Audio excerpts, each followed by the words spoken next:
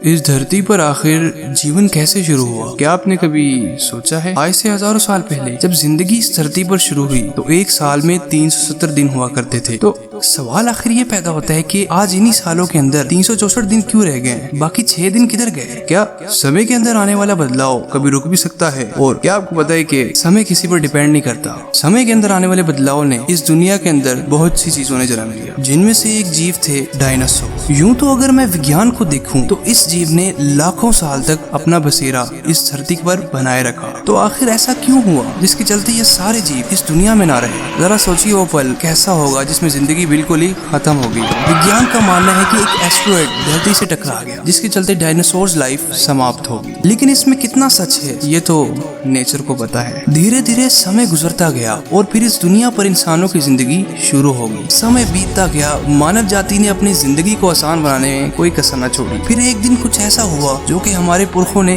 शायद कभी सोचा भी न था। फिर एक दिन किसी ने आसमान में देखकर सोचा कि आखिर धरती से बाहर क्या है और क्या हम कभी वहाँ जा भी सकते हैं, ये जा पाएंगे? ये बात उस इंसान के जीवन में तो पूरी ना हो सकी, लेकिन करीब 300 साल गुजरने पर इस दुनिया में कुछ ऐसा हुआ जिसकी किसी ने कल्पना भी नहीं की थी। स्पेस। क्या हम मुस्तकबिल में ऐसे किसी प्लेनेट पर जा सकेंगे जो कि बिल्कुल हमारी धरती जैसा हो? नासा की रिसर्च के मुताबिक हमारे सोलर सिस्टम की तरह एक ऐसा सोलर सिस्टम है जिसका अपना सूरज है, चांद है और उधर की धरती पर जीवन है। इस धरती को केपलर 452 का नाम दिया गया। केपलर हमारी धरती से 1402 लाइट ईयर्स दूर है। अगर मैं एक लाइट ईयर की बात करूं तो ये करीब 9 ट्रिलियन किलोमीटर के बराबर होती है। अगर हम इमेजिन करें कि इस दुनिया में कोई ऐसा ऑब्जेक्ट बना भी लिया जो कि स्पीड ऑफ लाइट से ट्रेवल कर सके तो हमें इस धरती तक पहुंचने के लिए 2000 साल लगेंगे। जी हाँ, बिल्कुल। अगर मैं थ्योरी ऑफ रिलेटिविटी की बात करूं तो कोई भी ऑब्जेक्ट अगर स्पीड ऑफ लाइट से ट्रेवल कर लेता है तो उसके लिए टाइम स्लो हो जाएगा। यानी चलती हुई ट्रेन में बैठे हुए इंसान के लिए टाइम और ट्रेन से बाहर वाली दुनिया का टाइम एक जैसा नहीं है। तो सवाल ये पैदा होता है कि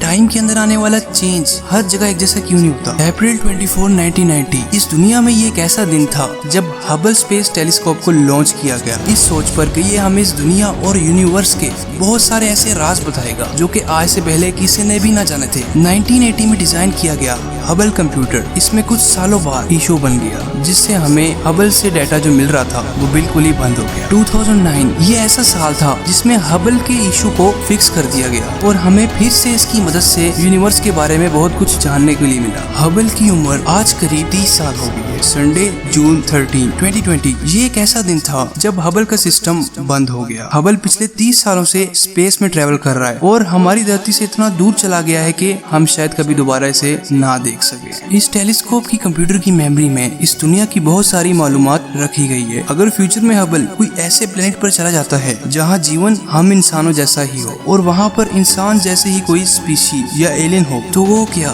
कभी हमसे मिल पाएंगे?